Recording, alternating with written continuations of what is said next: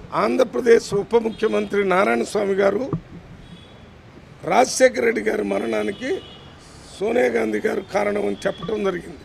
దీన్ని కాంగ్రెస్ పార్టీ తరఫున నేను తీవ్రంగా ఖండిస్తూ ఈరోజు నారాయణ స్వామి గారు ఈ రకంగా అవాస్తవాన్ని మాట్లాడినందుకు వారి మీద కేసు పెట్టాము.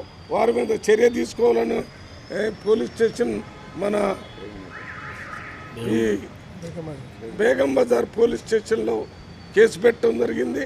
అంతేకాకుండా వారికి ఇంకో రిక్వెస్ట్ చేశాం, ఈ విషయాన్ని సోషల్ మీడియాలో ఎవరు మరి తప్పుడు సమాచారాన్ని చూపించకుండా చర్యలు చూడాలని చెప్పడం జరిగింది. రాజశేఖర రెడ్డి గారు ఆ రోజు పెద్ద తుఫాన్ లాంటి పరిస్థితుల్లో హెలికాప్టర్ యాక్సిడెంట్ జరిగి చనిపోవటం, ఒక 2 రోజుల వరకు బాడీ దొరకపోవటం, కేంద్ర ప్రభుత్వంలో ఆ రోజు యూపీఏ చైర్మన్గా ఉన్నటువంటి సోనియా గాంధీ గారు, మన్మోహన్ సింగ్ గారు అందరూ కూడా ప్రత్యేక శ్రద్ధ తీసుకొని యుద్ధ విమానాలను పంపించి ఇక్కడ చూస్తేనే వారి బాడీ ఎక్కడ పడిందో చివరికి 2 రోజుల తర్వాత తెలిసింది. దాని తర్వాత వారి అంత్యక్రియలకు అందరూ పెద్ద ఎత్తున అటెండ్ కావటం జరిగింది. ఇక్కడ ఉన్నటువంటి మంత్రులు కానీ కాంగ్రెస్ పార్టీ నాయకులు కానీ అందరూ రాష్ట్ర కేంద్ర నాయకత్వం అంతా కూడా రాజశేఖర రెడ్డి గారికి మరి అత్యంత భక్తి శ్రద్ధలతో వారి అంత్యక్రియలు చేయటం జరిగింది.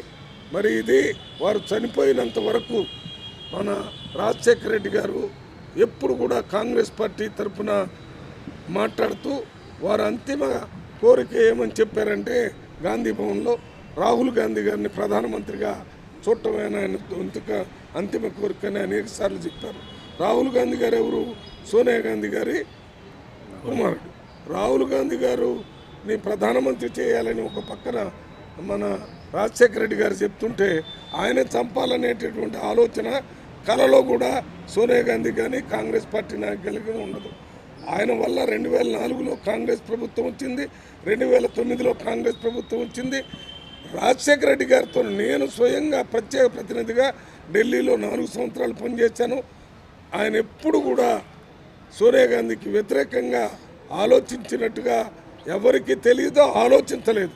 ఆ రకంగా ఆలోచించారని అనుకోవటం కూడా పొరపాటు.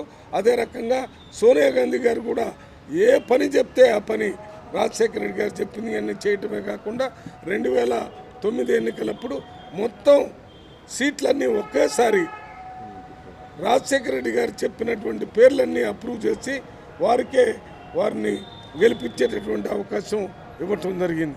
అంటే ఏ ముఖ్యమంత్రికి ఇవ్వనంత ప్రాధాన్యత సోనియా గాంధీ గారు రాజశేఖర రెడ్డి గారికి ఇచ్చారనే సంగతి అందరికీ తెలుసు.